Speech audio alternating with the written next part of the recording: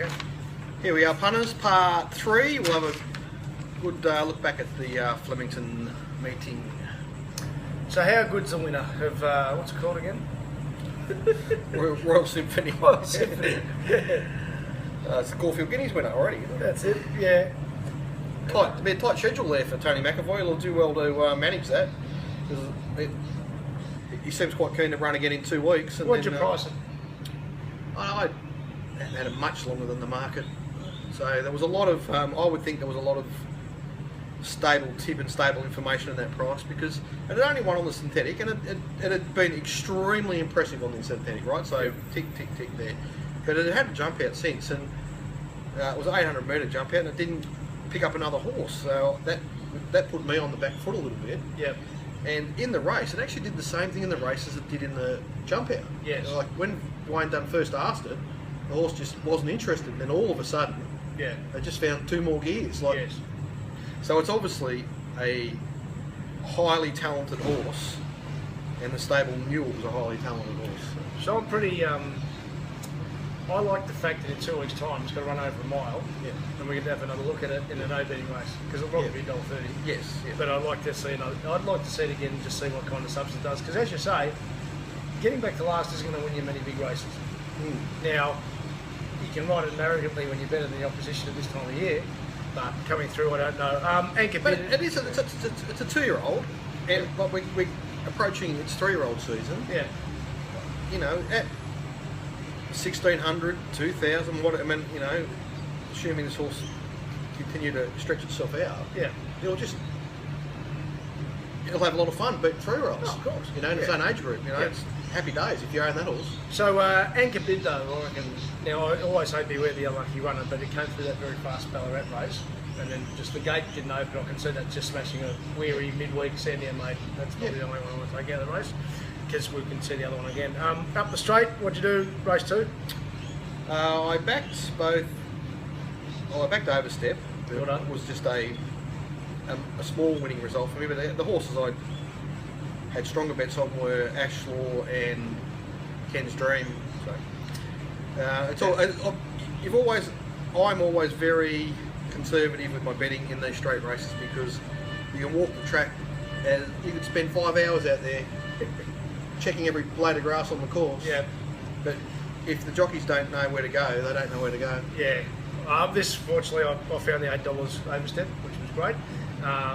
And actually, you helped me, because I tuned into your podcast, your track report, and you said very wide could be the place. So as soon as I saw overstep there, I wanted to back it anyway, but then that just helped me. I've noticed that the last 2 meetings that the outside has been right in play, and not one horse has tried it. It's well. No, it was right on the edge of it. Like, it almost When got Michelle wide enough. rode it? Yes, it Right. was just wide, because it's only 4 metres out there. Okay. Yep. So it's 4 metres. Now, so this is how it is, Punter. So there's the outside rail. There's 4 metres where the tractor that pulls the hose around for the irrigator is out there. Yep. Okay. Now what that does is thin the grass out. Yeah. And it closes up the holes from the verti-draining. So the track was verti-drained about 6 weeks ago. Yep. And that tractor closes up the holes. So then you've got about another 8 metres into where the centre lane is, where the big irrigator goes, right? Yeah. So you've got like almost probably 7 or 8 lanes in between those two. Yeah. Now in that race on Saturday, you had Overstep and Invincible out on that fast outside lane. Yeah. The rest of the field on the spot that still had the verti-drain holes in it. So how they went there beyond me. And Sacred Sham with D Moore on it, who knew where to go, was the only horse close enough to the inside rail to be getting the benefit of the other irrigation lane. Right. Yeah. And he got every inch out of That makes Sacred sense. Sham. So all those horses in between, if you watch the replay, the more in the middle of that they are, Yep. the further back they finished. Yeah. Okay, so There it is. there's a opportunity for punters to note those horses in, whose finishing position is magnified. It looks worse than what it really is. Race 3, I expect vital importance, but the market said it wasn't turning up, and he rode it accordingly, just out the back from the wide barrier. Didn't take advantage of the fact you can cover a bit of ground at Brilliant. But that's right, I got it wrong. Did you get it right? Yes, around the circle, wider the better. Right? Yeah. So if I was on vital importance, I would have been happy sitting 4 wide, midfield, something like that. I did back to last for all important cover. No, I did say I wanted vital importance, but the other, this is where the day really started getting good for me. Well done. Yeah. So I targeted horses that were drawn wide, that could sit in up and off positions. They were they were the ones I was preferring. Yeah. Midfield and off was fine too. Wider the better on that turning part of the track from the 1400 right around to the home turn. If you're more than 3 wide, that was an advantage. Yep. So the wider the better. So anyway, Schism was one of 3 runners on the day that ran at Flemington 2 weeks prior from an inside draw and moved to an outside draw. That Mark Lamborn Golden Switch. It was a golden switch, and that led me to be taking $8.50 on Friday. Schism told all my punters to take the $8.50. Started, I think it paid $4.60 on the totes. So, Beautifully done. That's Nirvana for me. A, backing the winner, and B, backing it at exactly the right point in the market. Absolutely right. Well, race 4, we try and be disciplined. I had him cost the line on top, and I didn't play in the race, so stuff me. This is the second golden switch horse. Well done. On the previous meeting 2 weeks ago, it drew grade 3. Yes. Could never get to the outside. Raced on inside the irrigation lane the whole straight. Yep. Behind Bullish Stock and Zorcan. Yes. And drew a wide gate here with Damien Oliver. He was always going to sit in midfield. Well, Damien sat 4 and 5 wide the journey here in a 2,000 metre race. And again, I took $13 on Friday. My punters took $13 on Friday, and it's run about $7 or $8. Well done, and what would he know, Ollie? And one thing that we should give a shout out to DK, who was the first to point this out. The Chris Wallace stable has its ducks in a row in Melbourne, and they were no thanks. And then I reckon 2 months ago, it was like a bell ring. Yeah. And now Overstep and they're in cross the line. They're running to form, which is all you want. Yes. It can still be a frustrating stable, but they are, but less frustrating. The jockey booking 0. So the staying race, I got this one right with Charlevaux. You? No, I stayed right out of this. Stayed out. Okay. Really like the SP profiling, to use another market term, and a second one was it had that pain barrier. Yeah. Which I think is one you really want to look for punters going forward. It's one of the best things I've ever heard from the old punter show boys. With once a horse has had, it's just a different pain barrier being at that 2,600 distance range. Once they've had that run, and then they stay at that distance, you really should elevate them if they've got any talent. Yeah. He wasn't the only horse in that category in that race. There was a few of them that had a mile and a half run under their belt. Yeah. But I think the blinkers for this horse were really significant. It's a really good win. So. And the other thing he's changed stables. Well, Mick had at the back all the time. Yeah, completely different approach. Now blinkers on. I think, this horse has got a good win in him. Yeah. And the stablemate, conversely, that was its first distance run. Yeah. Bullish Stock. Yeah. So I think it's going to go close next start. Ability, I assume, we're high five. And the only thing that killed me on this. Ralph, are we even recording here? Yes, we are. Yeah, it's rolling. Oh, good. Sorry. Yeah. That was just a deliberate thing that we put in play. Sorry about that, pardon. So the only thing that tortured me ability was on even Saturday morning. I'm thinking, why is it still mid 4s?